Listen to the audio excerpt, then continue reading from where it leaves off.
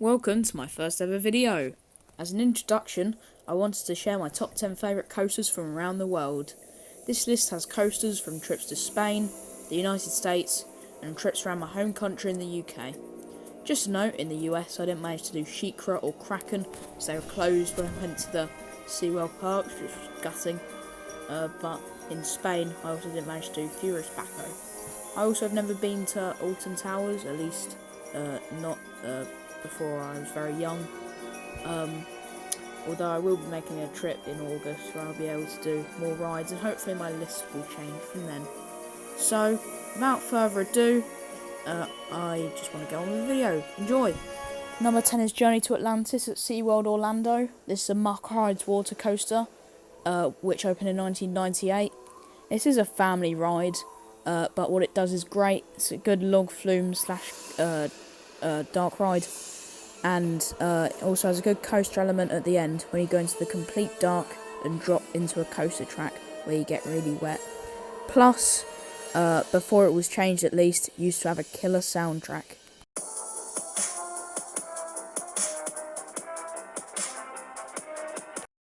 Number 9 is the Swarm at Fort Park. This is a B&M dive coaster which opened in 2012. I know it's a lot of people slander it for being quite forceless, although a ride towards the back left is absolutely amazing. This ride contains 5 inversions and was the last coaster Fort Park have built. It's been 9 years almost. Wow. Something very special about sitting on either side of the track. It's a really special feeling, and for that reason alone I put it on the list. But just as well, it's a really good ride, really solid. The inversions really hit hard, and for that reason it is number 9 on my list. Getting on to number 8 now. Number 8 is also at Fort Park, and it is Stealth, opening in 2006. This ride has the 3rd fastest acceleration in the world, as it goes from 0 to 80 miles an hour in 1.8 seconds. It's the 2nd tallest coaster in the UK. The big one at Blackpool Pleasure Beach is the tallest. The acceleration feels like a mitre football to the crown jewels, and also the top hat also gave me whiplash, as the big shouting man at the start wasn't enough evidence. I didn't keep my head back. Also, as you go into the brake run, you get some great ejector air time. This is the literal definition of simple but effective, and it's number 8 on my list. Number 7 on my list is Revenge of the Mummy at Universal. This is a premier ride hybrid with a dark ride portion at the start, as well as an animatronic mummy, which is really impressive. It's got a side coaster at the start. It's meant to combine all your fears together, so fire, bugs, the dark, etc. But I think the main part of the ride, in my opinion, is the coaster. And it's really thrilling. You know, you go into the launch, it's 0 to 40 in a couple of seconds. There's a lot of helixes, but my favourite part of the ride is the fake ending. You've got to see it to believe it, and it's number 7 on my list. Number 6 is the Incredible Hulk coaster at Universal Islands of Adventure. It's a B&M sit down with 7 inversions. The launch at the start is really forceful into the dive loop, and then it goes straight down into a cobra roll, which I think is the strongest part of the ride. Actually had a good re-theme in 2015. Also, the whole track was relayed, which is commitment. I also like the drop into the tunnel. The only thing I have with this is that it dies a bit after the mid-course brake run. But apart from that, it's a really, really solid ride, and it's definitely deserving of number 6 on my list. Number 5 on my list is Manta at SeaWorld. This is a B&M flying coaster which opened in 2009 with 4 inversions. This is actually the only B&M flyer I've ever been on, and it is an amazing ride. As you go into the first drop, you go into a pretzel loop, which is really forceful as you're going down, upside down at the bottom. That really makes your stomach churn, which is really good. Another good part is probably like the main thing people think of in the interaction, and that's when you fly over the water and you get wet if you're across the back. Although I mainly remember this ride in one of the ways because I got stuck in the brake run for 15 minutes in the flying position, which gets uncomfortable without movement for probably about 30 seconds. So I was in a bit of pain, but the ride was well worth it, and that is why it is number 5 on my list. Number 4 on my list is Umber and Dragonkhan at Busch Gardens and Port Ventura. Like the Hulk, these are both B&M sit-downs, with Umber opening in 1993, having 7 inversions, and Khan opening in 1995 and having 8 inversions.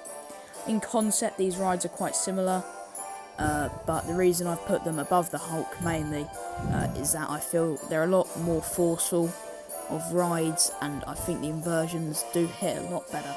So those are why they are number 4 on my list.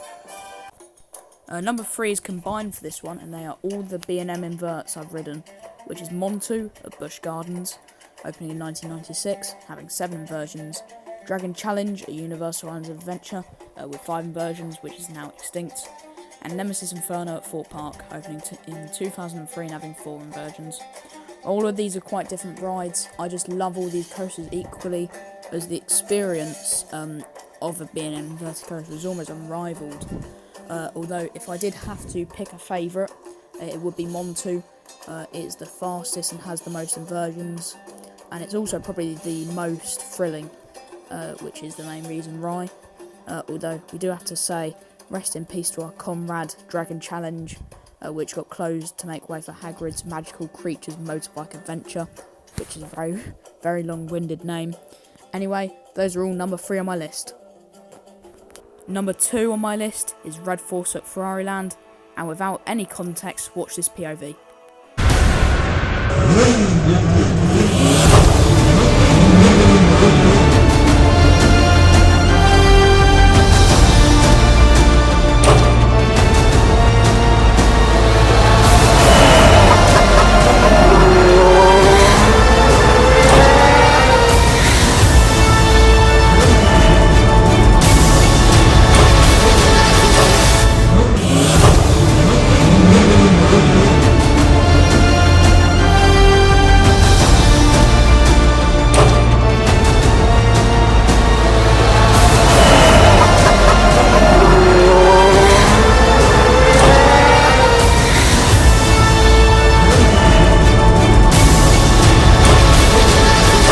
I think from that video and that reaction, you can sort of tell why I love this coaster so much.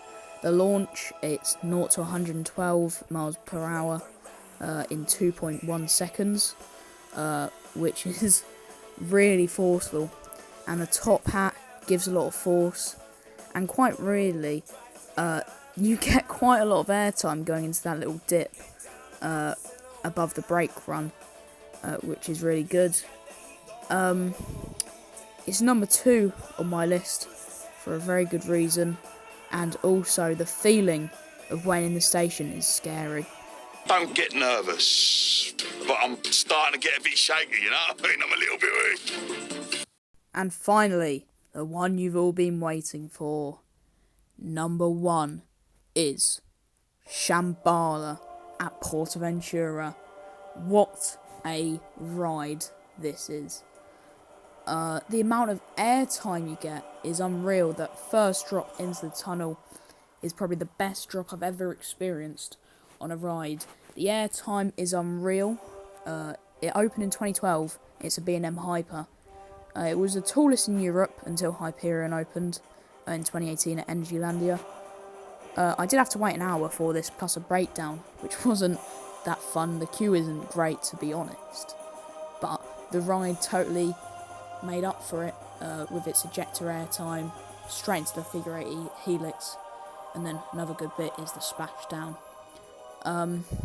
This was amazing. It was one of the highlights on my trip to Spain, and that is why it takes the crown of my favourite coaster ever. Thanks everyone for watching. This is my first video.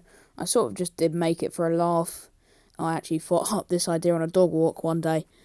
And I just want to say thank you for watching.